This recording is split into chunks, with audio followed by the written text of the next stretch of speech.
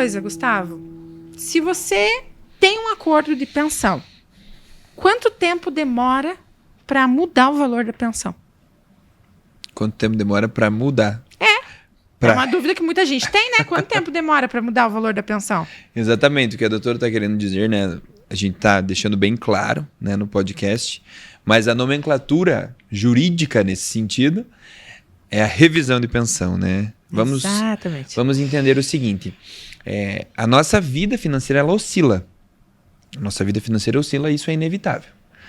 Então, muitos pais chegam, inclusive ontem, né, doutora? Mais um caso real aí, né? A gente combinou de não contar a história no podcast, mas vamos contar. Não adianta, nós somos assim, né? Exatamente. A gente não vem aqui gravar uma coisa, transmitir uma coisa que é historinha. A gente não precisa da historinha. A gente vive isso todo dia. É isso aí. Chegou um pai, posso falar pai, né, doutora? Chegou um pai lá no escritório falando assim, olha, eu há 5 anos atrás eu era dono de uma empresa, então eu era bem sucedido, eu tinha um lucro bem maior mensal do que eu tenho hoje e por conta da pandemia eu tive que fechar as portas da minha empresa e hoje eu sou assalariado. Eu pagava X lá para o meu filho, fiz um acordo de pensão. E o acordo no existia, juiz, tá? O acordo existia, não era só o divórcio. Exatamente, o acordo existia. E eu não tenho mais condições de pagar isso. Hoje o que eu posso pagar é X divididos por 2, né? Isso. X divididos por 2, a metade. E a gente ainda levou uma potência lá, diminuiu, subtraiu e chegamos num denominador que nem ele imaginava. Porque isso nos surpreendeu. Me surpreendeu particularmente. Porque a gente sempre coloca no papel. Eu já te devolvo a palavra, tá, Gustavo? Não, fique tranquilo. Mas a gente sempre coloca no papel a realidade da pessoa. E uma coisa que me chamou a atenção foi que ele chegou ofertando um valor que ele saiu do escritório e falou, meu Deus, eu não tenho como pagar esse valor. Mas e me marcou aquilo porque ele falou assim, eu vou buscar esse valor, doutora. Eu vou fazer hora extra, eu vou dar um jeito, porque é meu filho. É isso aí. Mas e daí, Gustavo? Cada quanto tempo que tem que mudar o valor da pensão? Então, vamos lá. Referente, a gente estava conversando sobre a revisão, né? Mas depende. Se o acordo que você tem no papel é referente ao salário mínimo, vamos supor, um pai ou uma mãe autônoma ou autônomo, então fixou o valor dos alimentos no valor do salário mínimo. Então, é anualmente com correspondência ao índice de correção do salário mínimo que você tem que atualizar a pensão.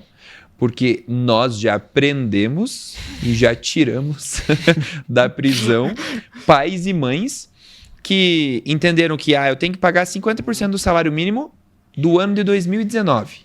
Então eu vou continuar pagando 30% do salário mínimo do ano de 2019 até o meu filho completar 18 anos. 50% que você falou, Gustavo. Você foi bem generoso. Se for 50%. 50%? Você já subiu a régua. Já subi. Já subiu a régua. Enfim, você condicionou uma porcentagem no salário mínimo do ano de 2019, você não tem que continuar pagando referente ao salário mínimo de 2019. Tem que corrigir? Tem que corrigir. Senão, você está em débito e você pode ir preso. Mas uma coisa, Gustavo, que eu quero falar para o pessoal que está nos assistindo, que é uma dúvida bem corriqueira. As pessoas falam o seguinte, e isso é batata. Saiu da audiência, fez acordo, porque a gente adora fazer acordo, né, Gustavo? Com a graça de Deus.